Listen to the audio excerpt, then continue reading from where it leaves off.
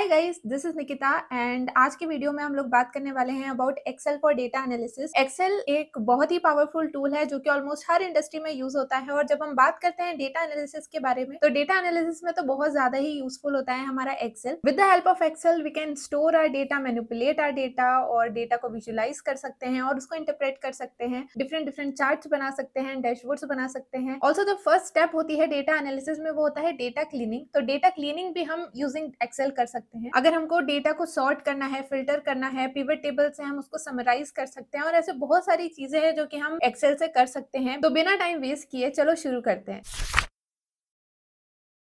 तो आप जैसे ही अपना एक्सेल ओपन करोगे आपको कुछ इस तरीके की विंडो दिखेगी। तो यहाँ पे आपको होम का ऑप्शन मिल जाएगा, न्यू मिल जाएगा, ओपन मिल जाएगा। न्यू मतलब अगर आपको न्यू वर्कबुक ओपन करनी है या कोई दूसरी जो एग्जिस्टिंग चीज है आपको ओपन करनी है तो यहाँ से आप ओपन कर सकते हो। यहाँ पे आपको अकाउंट्स मिल जाएगा और ऑप्शन से हम कुछ कुछ सेटिंग्स जो हमारी एक्सेल में चेंज कर सकते हैं। ठीक है, और ये जो है हमको एक ब्लैंक वर्कबुक मिलती है और बाकी ये दूसरे दूसरे टेम्पलेट्स जो है वो ऑलरेडी हमको एक्सेल बना बनाया देता है। ठीक है, तो हम यहाँ पे सबसे पहले ब्लैंक वर्कबुक पे क्लिक करेंगे और कुछ इस तरीके की जो है हमारी पहली जो वर्कबुक है वो ओपन हो जाएगी। तो ये जो भी स्क्रीन पे आपको दिख रहा है ना, ये पूरा का पूरा हमारी एक वर्कबुक होती है जिसमें मल्टीपल शीट्स होती है। ठीक है, अब जैसे कि यहाँ पे तो हमारा शीट 1 खुला हुआ है और नीचे साइड आप यहाँ देखोगे तो यहाँ पे लिखा भी हुआ है शीट 1। अब यहाँ पे प्लस साइन पे जब क्लिक करोगे तो आपकी शीट 2, शीट 3, शीट 4 ऐसे मल्टीपल शीट्स आप यहाँ पे क्रिएट कर सकते हो और आप यहाँ पे इसको रीनेम भी कर सकते हो by right clicking on it. और यहाँ पे इंसर्ट, डिलीट, रीनेम, मूव और कॉपी और इस तरीके के और भी दूसरे दूसरे ऑप्शन जो है दिखते हैं। तो इस तरीके से हम अलग अलग मल्टीपल शीट्स हमारे एक वर्कबुक में ओपन कर सकते हैं। और यहाँ पे ये जो भी ऑप्शन दिख रहे हैं इसको हम रिबन बोलते हैं या इसको हम टास्क बार भी बोलते हैं। ठीक है, जो बेसिकली डिफरेंट डिफरेंट टास्क के लिए हमको हेल्प करता है। ठीक है, यहाँ पे पहले ऑप्शन होता है फाइल, जो कि हम यहाँ पे ऑलरेडी आ चुके थे और यहीं से हम लोग उस पे क्लिक करके हम अपनी ब्लैंक वर्कबुक पे गए थे। पहले यहाँ पे कम ऑप्शन थे, अभी यहाँ पे और भी ज्यादा ऑप्शन आ गए हैं क्योंकि हमने हमारी वर्कबुक ओपन कर ली है और इस वर्कबुक पे जो भी ऑपरेशन हम मतलब सेव करना चाहे तो हम सेव कर सकते हैं। सेव एज कुछ नाम देके, प्रिंट, एक्सपोर्ट, क्लोज, इस तरीके के और भी ऑप्शन जो है हम इस पे वर्कबुक पे अप्लाई कर सकते हैं। एंड देन यही एरो पे क्लिक करके हम हमारी फिर से वर्कबुक पे आ जाते हैं। ठीक है, होम टैब है, होम टैब में अलग अलग ये ग्रुप्स में चीजें डिस्ट्रीब्यूट हो गई है ना। जैसे कि पहला है हमारा क्लिपबोर्ड और उसमें कट, कॉपी, पेस्ट या फॉर्मेट, ये सारी चीजें हैं। सेकंड इज फॉन्ट, फॉन्ट को लेके हमको जो भी चेंजेस करने हैं। ठीक है, हमको फॉन्ट कलर चेंज करना है, देन हमको उसको बोल्ड करना है, फॉन्ट स्टाइल, तो ये जो है एक हमारा फॉन्ट ग्रुप हो जाएगा। Then comes alignment. तो इस तरीके से डिफरेंट डिफरेंट ग्रुप्स में हमारी चीजें बटी हुई है होम में। अब सेकंड आ जाता है इंसर्ट टैब। इंसर्ट टैब से हम लोग क्या कर सकते हैं, हमारी जो वर्कबुक है, जो हमारी शीट है, उसमें हम डिफरेंट चीजें इंसर्ट कर सकते हैं।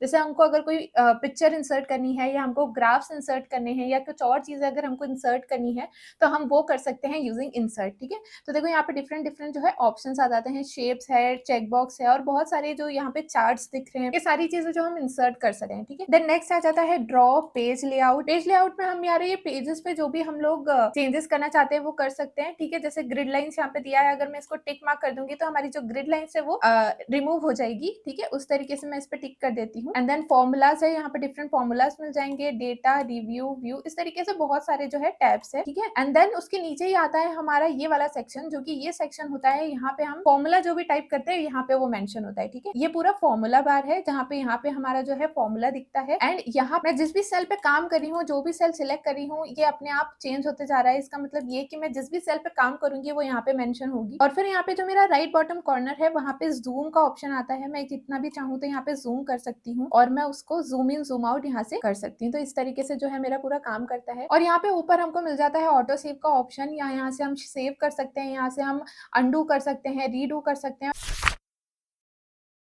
तो यहाँ पे देखो मैंने थोड़ा सा डेटा इंसर्ट किया हुआ है। जो फर्स्ट कॉलम है वो है employee ID, then name, department, salary, joining year and city. अब यहाँ पे देखो जो पहला कॉलम है वो है एम्प्लॉय एंड देन उसकी जो स्पेलिंग है वो प्रॉपरली अलाइंड नहीं है, है ना। नेम तो ठीक है, डिपार्टमेंट भी अलाइन नहीं है, सैलरी ठीक है, ज्वाइनिंग ईयर। तो देखो इसको हम प्रॉपरली अलाइन करने के लिए क्या करेंगे, यहाँ पे हमारा जो कॉलम है, कॉलम के यहाँ टॉप पे इस तरीके का जो आपको आइकन दिखेगा डबल एरो वाला, यहाँ पे आओगे तो यहाँ पे जब आप डबल क्लिक करोगे तो देखो ये इस तरीके से जो है एक्सपांड हो जाएगा। डिपार्टमेंट को यहाँ पे मैं डबल क्लिक करूंगी तो वो इस तरीके से वो जगह ले लेगा। अब इसके लिए देखो यहाँ पे तो मेरे पास सिर्फ और सिर्फ 6 कॉलम्स है, तो फिर ये मैं हर एक कॉलम के लिए कर सकती हूँ। बट व्हाट इफ मेरे पास जो हमारा कॉलम है बहुत सारे हैं और डेटा बहुत ही ज्यादा बड़ा है, तो इन दैट केस में यहाँ पे एक शॉर्टकट यूज करती हूँ, जिसके लिए मैं क्या करूंगी, लेट्स से मैं इसको अभी ऐसे छोटा कर देती हूँ। ठीक है, तो फिर अब मैं क्या करूंगी, सबसे पहले इसमें कंट्रोल ए करूंगी तो ये जितना भी मेरा डेटा है वो सिलेक्ट हो जाएगा और यहाँ पे मैं एक शॉर्टकट अप्लाई करूंगी विच इज ऑल्ट HIO। तो यहाँ पे देखो मेरे सारे के सारे कॉलम जो जो है प्रॉपर्ली एडजस्ट हो चुके हैं अकॉर्डिंग टू देयर लेंथ। अब देखो यहाँ पे जो मैं देख रही हूँ, तो यहाँ पे भी जो है मेरा जो रो है मैं इसको इस तरीके से एडजस्ट कर सकती हूँ, ठीक है। इसको एडजस्ट करने के लिए मैं रोज सेक्शन में आके उसको एडजस्ट कर लूंगी और ये मेरे सारे है कॉलम्स को रिप्रेजेंट करते हैं, ठीक है। अब अगर मैं चाहूँ कि मेरे जो कॉलम्स है उनको एक डिफरेंट कलर अगर मैं देना चाहती हूँ, तो इन सारी चीजों को मैं ऐसे सिलेक्ट कर सकती हूँ। सिलेक्ट के लिए सिंपली आपको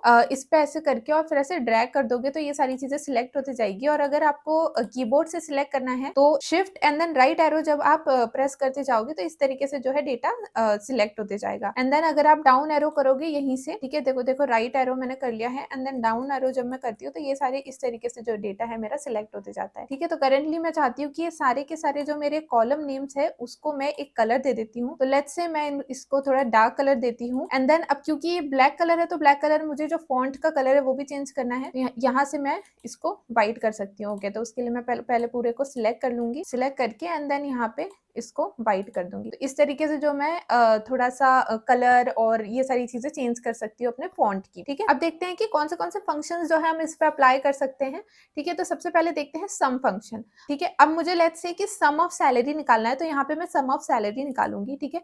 तो सैलरी के लिए हम कोई भी फंक्शन यूज करते हैं एक्सेल में जब, तो हम स्टार्ट करते हैं उसको इज इक्वल्स टू साइन से, ठीक है। तो यहाँ पे मैं लिखूंगी इज इक्वल्स टू, है ना। इज इक्वल्स टू मैं जो भी यहाँ पे लिखूंगी ना वो यहाँ पे फॉर्मूला बार में भी अपने आप ही लिखाता जाएगा, ठीक है। तो is equals to and then यहाँ पे लिखूंगी सम, है ना। मैं यहाँ पे भी लिख सकती हूँ सम एंड देन ब्रैकेट ओपन होगा मेरा एंड देन सम मुझे कहाँ से करना है, तो पहले ये पूरे को मैं इस तरीके से ड्रैग कर लूंगी, है ना। तो वो अपने आप ही सारा का सारा सेल ले लेगा, है ना। एंड देन जब मैं इसको एंटर प्रेस करूंगी तो देखो यहाँ पे जो है मेरा, इसको मैं हाईलाइट कर देती हूँ, तो ये जो है मेरा सम निकल के आ गया है। उसी तरीके से अगर मैं चाहती हूँ एवरेज निकालना, तो एवरेज भी इसी तरीके से निकालूंगी। ये वाला सेल आएगा कि ये वाले सेल में मैं क्या लिखूंगी, एवरेज इज इक्वल्स टू, क्योंकि जो भी हमारा फॉर्मूला है वो स्टार्ट होता है इज इक्वल्स टू से एंड देन एवरेज के लिए AVERAG, ठीक है, एवरेज एंड देन मेरा स्टार्ट होगा मेरा ब्रैकेट एंड देन अगेन मैं ये पूरी जो सेल है स्टार्टिंग से लेके एंड तक सिलेक्ट कर लूंगी एंड देन एंटर प्रेस करूंगी। तो देखो यहाँ पे जो मेरा एवरेज सैलरी है वो निकल के आ गया है। इसको भी मैं हाईलाइट कर दूंगी, ठीक है। यहाँ पे मैं लिख देती हूँ सम देन एवरेज। और लेट्स से कि मुझे काउंट करना है कि मैंने कितने एम्प्लॉइज की सैलरी यहाँ पर सम और एवरेज निकाला है। तो काउंट के लिए मैं सिंपली जिस तरीके से हम सम और एवरेज लिखते हैं उसी तरीके से यहाँ पे मैं लिखती हूँ काउंट, ठीक है, is equals to count and then bracket open करके एंड देन ये सारी चीजों को मैं सिलेक्ट कर लूंगी, एंटर प्रेस करूंगी एंड देन मुझे 10 मिल जाएगा, क्योंकि देखो 1 2 3 4 5 6 7 8 9 10 इस तरीके से टोटल मेरे पास कितने हैं, तो 10 एम्प्लॉइज है। तो यहाँ पे मेरा काउंट आ गया है 10। तो ये था बेसिक सा एक्सेल का इंटरफेस। आई होप आपको ये थोड़ा सा इंट्रोडक्शन वीडियो समझ में आया होगा। Don't forget to watch my next video and subscribe to my channel for more such videos. तो मिलते हैं नेक्स्ट वीडियो में, टिल देन बाय बाय।